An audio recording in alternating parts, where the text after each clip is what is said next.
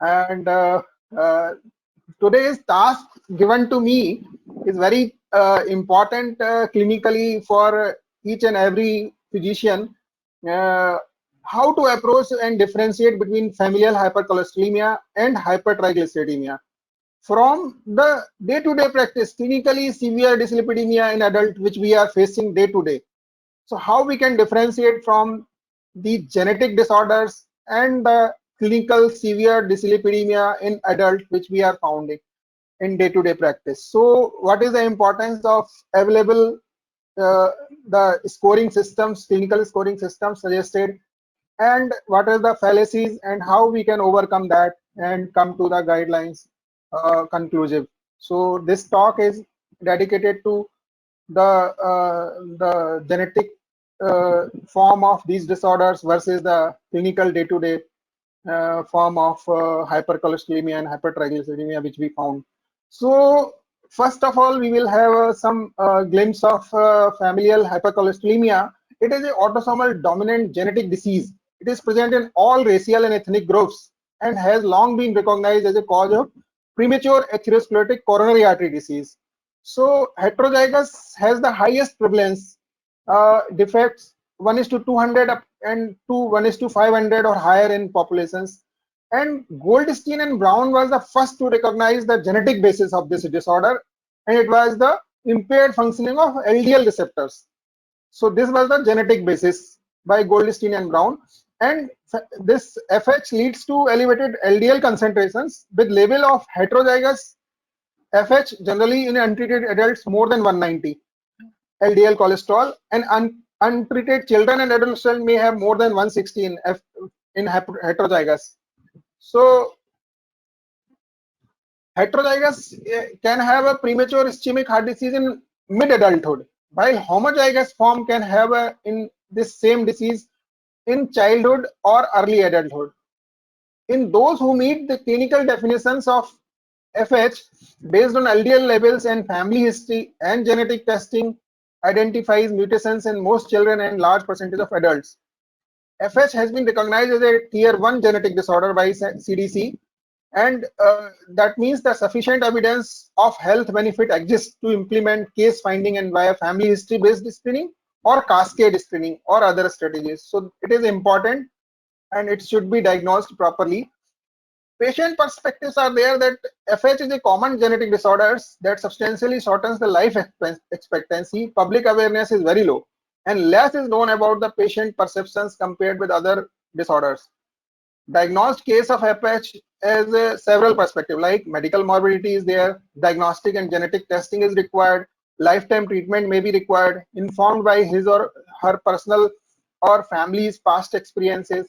So patient may underestimate their cardiovascular disease risk and inappropriately have little confidence in lifestyle measures when you advise to them. So adherence is required, and risk perception is personal and it is dynamic and may be changed by a CAD event in the family or change in or onset of symptoms when comes, then he become more adhere, and major life event like becoming a parent and there is a family history. So these perceptions affect adherence to both lifestyle intervention and medications. Issues to address with families affected by this, individuals and family experiences including CBD events, responses to treatment, genetics and implications of genetic diagnosis, risk perceptions, fear of future events, medication side effects including short-term, mid-term and lifetime treatment needs, medical adherence, medication adherence, assessment and treatment of other cardiovascular risk factors, pregnancy, cost of the medications and insurance, lifestyle behaviors, self-efficacy around lifestyle change. CVD indicates here cardiovascular disease and FH is familial hypercholesterolemia. So initially FH was classified as dermatological disorder, having xanthoma, xanthilesmas only. FH was linked to a high incidence of premature atherosclerosis, resulting in coronary, cerebral, and peripheral arterial disease. And family studies by Wilkinson et al. Describe the hereditary basis of this. And Khachaturian demonstrated autosomal dominant mode of inheritance of this disease, and increased LDL cholesterol was recognized as a hallmark of this disease. So mutation in LDL receptor, as we already told, it is there, and that increases the LDL cholesterol in plasma. So LDL receptor gene is a housekeeping gene that is translated into LDL receptor in most tissues. So LDL receptor is responsible for binding and subsequent uptake of ApoB and ApoE containing lipoproteins. And PCSK9, that is proprotein convertase subtilisin kexin type 9, that regulate the LDL receptor recycling and subsequent degradation. So PCSK9 inhibitors have a role in treatment of this disease. So there are classes of LDL receptor mutations. I will not go into detail. There is there may be synthesis of defect in the synthesis or of the receptor, or absent or impaired formation of protein, or abnormal LDL binding, or clustering in coated pits, or receptors are not recycled, receptor failed to be targeted. So there are 6 classes they have described, and this is a pictorial diagram that shows that there are 6 types of classes of this FH. And natural history of heterozygous FH has a role, and role of subclinical atherosclerotic imaging. So in childhood and adolescence, the only clinical recognition is provided by the presence of extremely elevated cholesterol, more than 190, and vascular imaging studies confirm the presence of subclinical atherosclerosis. At 8 or 10 years of age, we can do CIMT and we can find that it is more, and aortic lesion can also be seen in MRI. So about 25% of adolescents have detectable coronary artery calcium, and autopsy studies have shown that LDL cholesterol raised is associated with dramatic increase in atherosclerosis in comparison to normal cholesterol levels. So in adulthood, predominant manifestation in adulthood include xanthoma, corneal arcus, angina, or premature MI, which can occur as early as in 3rd decade of life. In the pre-statin era, the median age was 50 years or 60 years in men and women. The relative risk of mortality in FH compared with normal epidemic counterpart is much greater at younger ages than at older ages. So it's very important to diagnose early. So clinical scoring systems, now coming to the topic of today, that there are some clinical scoring systems has been developed. So as genetic testing is not widely available, so they have made some clinical scoring system, and FH can be predicted with the lower precision with clinical scoring systems. Clinical scoring systems are valid predictors of a mutation that causes familial hypercholesteremia in patient referred to a lipid clinic, and they can predict the long-term burden of atherosclerotic cardiovascular disease. One major potential value of clinical definitions for familial hypercholesteremia and familial chylomicronemia syndrome, if genetic testing is not available, it is to limit the widespread use of new and expensive medications from payers' perspective. So this is the article which provoked this talk of today, is by Lewis et al. It has given some practical definitions of severe versus familial hypercholesteremia and hypertriglyceridemia for adult clinical practice. So they have criticized the scoring systems, and they recommended that we should go directly by the level of the cholesterol and triglyceride. These are the scoring systems, various scoring systems like Dutch Lipid Clinical Network and Simon Broom Register and Canadian criteria, and they have taken a score 1 to 8 in Dutch criteria, or Simon Broom they have given A, B, C, D, E, or Canadian also they have given A, B, C. So at the bottom we can see the definitive FH or probable FH is more than 8 or 6 to 8 score, and for more than 8 we will require cholesterol LDL level more than 8.5 or millimole per liter, and or we need genetics to be genetically positive. And other points were given: family history, clinical history, physical examination. If tendon xanthoma or arcus analysis there, they also gives the more points. And so if his score is 6 to 8 or more than 8, then it is definitive FH or probable FH. And these patients which are definitive FH or probable FH, they are covered with the insurance in Canada. This paper is from Canada, and they are patients which are covered on the basis of these scores. And still there is chance of severe hypercholesteremia who does not fulfill these scores, and these patients are also at risk, and that's what we are going to discuss. So there are limitations of these scoring systems, and clinical scoring systems designed to identify patients with probable or definite familial hypercholesteremia are predictive of underlying familial conditions and extreme cases. but do not accurately predict the genetic basis of hyperlipidemia in most who still have marked hypercholesterolemia, thereby limiting their clinical usefulness for practicing physician. So there are some patients which are left with the significant hypercholesterolemia, LDL more than 5, that is more than 190 milligram per DL. So they are left alone if the criteria is not fulfilled. So limitation of these scores are there. Although clinical scoring systems are specific for identifying patients with severe hypercholesterolemia, that is Mendelian in origin, in patients who have undergone careful clinical assessment and referral, these systems fail to capture those patients which are having severe hypercholesterolemia among patients with less selected cohorts. So, so if we go with these scoring systems, we will miss. If the clinical scoring system was the sole criteria used to direct treatment decisions, clinicians would not adequately treat to target many patients who are at clinically significant elevated risk of atherosclerotic cardiovascular disease. So we will miss those patients. Any patient with LDL more than 5 or more who does not have relevant mutations, who would still benefit from these more advanced expensive therapies like PCSK9 inhibitors. So there are some studies which prove the hypothesis. The Khera and colleagues analyzed gene sequences of 3 main genes that cause hypercholesterolemia in 26,000 patients, and they found that only 2% of these patients having more than 5 cholesterol having a heterozygous causative familial hypercholesterolemia mutation. So only 2% of these 26,000 patients which are having cholesterol more than 5, but they have only 2% which are positive for heterozygous mutation.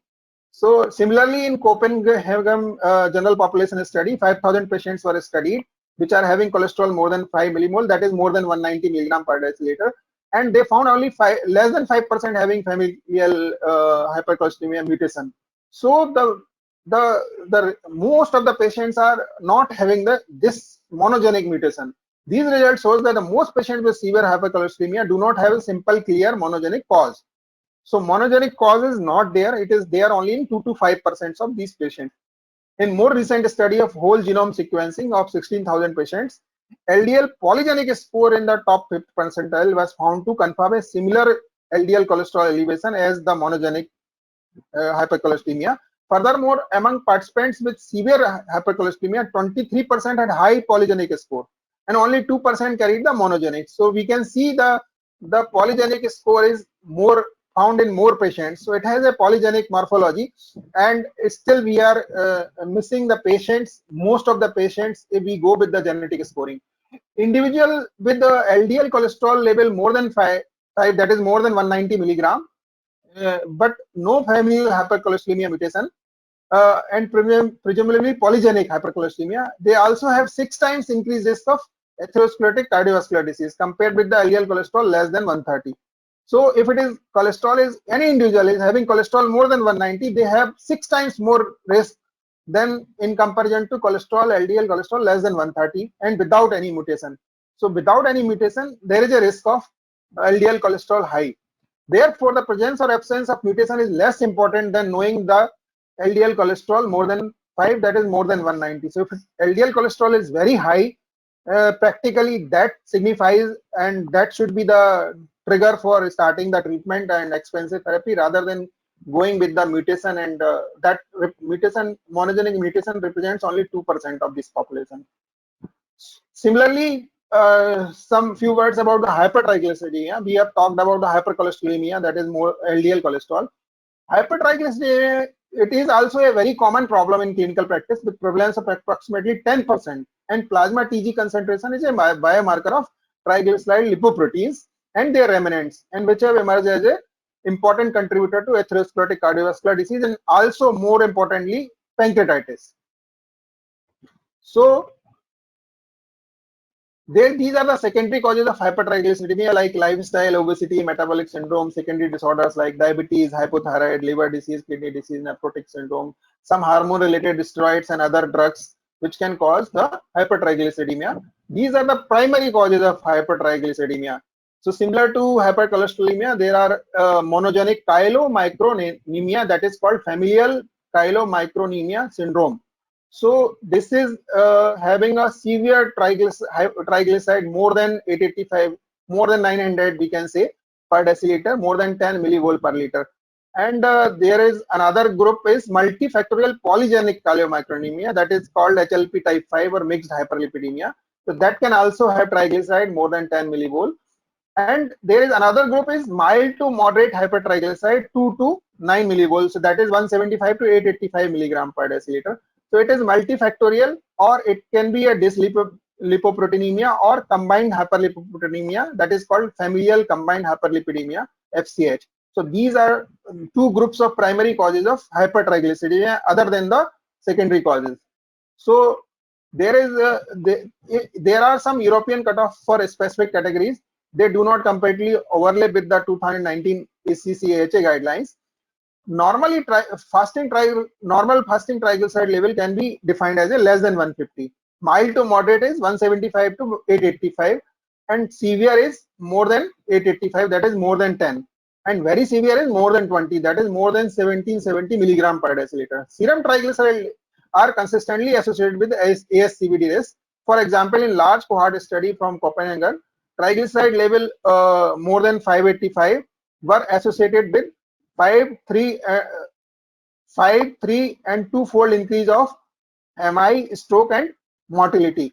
So the increase of triglyceride more than 585 versus 70 milligram is associated with 5, 3 and 2-fold increase of MI, stroke and mortality. So it's very important to treat this triglyceridemia. So familial chylomicronemia syndrome, that is one of the causes of primary hypertriglyceridemia. So in which very high triglyceride is found. So this has this is a autosomal recessive monogenic disease and formerly known as type 1 hyperlipidemia. And worldwide prevalence of this familial chylomicronemia syndrome is estimated 1 to 2 individual per million. It's very rare disorder, autosomal recessive. Hallmark of this syndrome is persistence of chylomicron in fasting state together with the low level of other lipoprotein, with predominance of large triglyceride-rich proteins seen 12 to 14 hours after fasting. So this syndrome is clinically characterized by triglyceride more than 885 milligram per deciliter, and there is eruptive xanthoma or lipemia retinalis, and most severe will have severe or recurrent episode of acute pancreatitis, which can be fatal.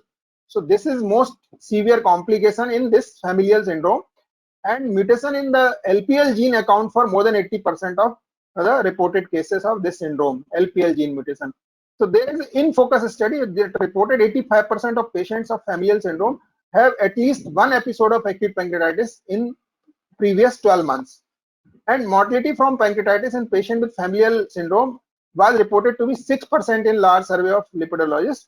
And the risk of pancreatitis is generally increased in patients with triglyceride more than 885 and above, and especially in patients with triglyceride more than 1700, irrespective of underlying genetic cause. So remember, without genetic cause, risk is there. Regardless of whether this hypertriglyceridemia is monogenic or polygenic, patients with elevated triglyceride, especially people with severe hypertriglyceridemia, are at greater risk of acute pancreatitis than the general population. So acute pancreatitis risk is there whenever triglyceride levels are high and so much high. This risk should be main motivation for intervention rather than precise underlying molecular basis. So large prospective patients elevated triglyceride level regardless of underlying cause were shown to be independently associated with development of organ failure like acute pancreatitis. So there are limitations of scoring systems which are given for hyperchylomicronemia. So scoring system are given for hypercholesterolemia. Similarly, they have given the scoring systems for hypochylomicronemia. So existing clinical scoring systems of this syndrome has important limitations. So in 2018, scoring systems were proposed, and Simon Broom registry criteria and Dutch lipid criteria for hypercholesterolemia. Similarly, they have given the scoring system for familial syndrome, chylomicronemia syndrome. It is an orphan disease, and consequently, clinical value and uptake of scoring systems cannot be compared with the familial hypercholesterolemia score. So it has less value. All clinical scoring system for this syndrome include a history of acute pancreatitis. So scoring system, they have included a history of acute pancreatitis already happened, which creates a limitation of these scores, because principal goal of clinical scoring system is to identify asymptomatic individual at risk who might benefit from novel treatment for primary prevention of this serious complication. Inclusion of history of pancreatitis in the definition of familial syndrome, chylomicronemia syndrome, has the effect of increasing specificity of the diagnosis, but sensitivity simultaneously decreases. So they do not have familial chylomicronemia syndrome with severe hypertriglyceridemia who are still at the risk of pancreatitis. So these individuals are excluded when we go for the criteria of pancreatitis to be included. So at-risk patients are which are having triglyceride level high but never had pancreatitis, but they are at risk for pancreatitis. These patients are excluded from these scoring systems.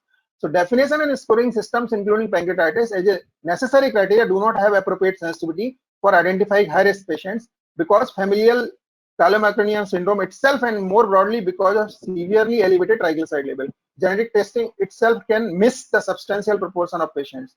Probable or definite syndrome depending on the technical aspect of the method. So genetic testing is also not 100% gold standard because additional genes are likely to be identified as implicated in the disease. So clinical scoring systems are validated using patients with genetically confirmed cases. As an inherent low level of sensitivity remains for identifying high-risk patients with hypertriglyceridemia. So these scoring systems have their limitations, and they leave behind many patients which are at risk for pancreatitis, and those patients which never had pancreatitis but have high triglyceride levels. So in a study of a very large group had a triglyceride measured were screened, and they found that elevated triglyceride more than 1000 milligram per deciliter was found in only 334 patients. And when apply additional criteria of pancreatitis to this criteria of triglyceride, then this population was reduced to 30 people only out of this large population. So it can reduce the, when we add the criteria of pancreatitis to the triglyceride level, then it's reduced by 90%. We can reduce the population which are at risk. So the broader clinical use is that the most patient with triglyceride of 10 millimole, that is 885 milligram per dl, who form the base demographic of triglyceride associated acute pancreatitis do not have familial syndrome. So that is the main issue, that these patients which are never had pancreatitis but they are at risk and they are not the part of familial syndrome. In addition, estimates state that 50 to 80% of patients with this disease will develop pancreatitis in future. So by including previous history of pancreatitis in the definition of syndrome, 50% of familial syndrome cases are potentially missed. So that is the important point we should not forget. Genetic testing itself could miss a substantial proportion of patients with probable or definite syndrome depending on technical aspect of method use. So method is also having, and additional genes are likely to be identified. In large proportion of patients, familial syndrome phenotype, deleterious variants in the commonly implicated genes were not identified. So more than 1/3 cases. And furthermore, among patients with more than 10 millimole per liter triglyceride who are at risk of pancreatitis, only a tiny fraction has molecularly confirmed familial syndrome. So finally, regardless of whether this hypertriglyceridemia is monogenic or polygenic, patients with elevated triglyceride level, especially people with severe hypertriglyceridemia, are at greater risk of acute pancreatitis than the general population. In one study, 43 patients with severe hypertriglyceridemia, triglyceride level more than 10, irrespective of genetic basis, 56 times increased risk of pancreatitis compared with individual with normal lipids. So it has an immense capacity of risk of acute pancreatitis when the triglyceride level is more than 885. If the goal of diagnosing familial syndrome is to reduce the risk of life-threatening pancreatitis, then patient with this syndrome could simply be considered as a special subset of broader group of at-risk patients with severe hypertriglyceridemia. So we should not include the risk, we should ignore the history of pancreatitis to be included in these clinical scoring systems. So to conclude, friends, main factor driving intervention should be biochemical perturbation rather than the attainment of certain number of points in clinical risk scores. In both instances, biochemical deviation is the main signal of underlying risk. Adult with LDL cholesterol 5 millimole, that is more than 190 or more, who were referred for a lipid clinic have around 30 to 70% probability of having a special genetic diagnosis of familial hypercholesterolemia.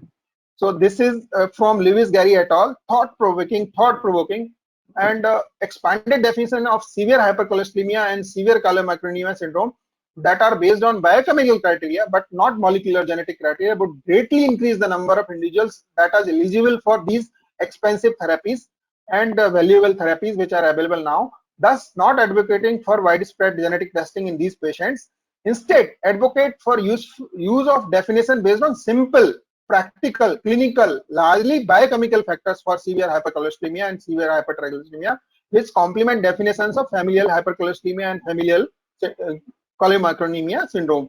Polygenic, these are polygenic hypercholesteremia also has implications for inheritance of marked hypercholesteremia, and so it is recommended that cascade screening be done on all family members of individuals who had LDL cholesterol more than 5 millimole, that is more than 190. This is one study which conclude that these PCSK9 evolocumab we've given was well tolerated, effectively reduced the plasma LDL cholesterol in patients with homozygous familial hypercholesteremia and also severe heterozygous familial hypercholesteremia over a median period of 4.1 years. So it's well tolerated therapy available for the patients which are having a LDL cholesterol more than 190 and they are being treated by full dose of statins, high intensity statins, and also the ezetimibe. Still they are having a high cholesterol levels. So then we can think of these available PCSK9 inhibitors and other therapies. Thank you very much.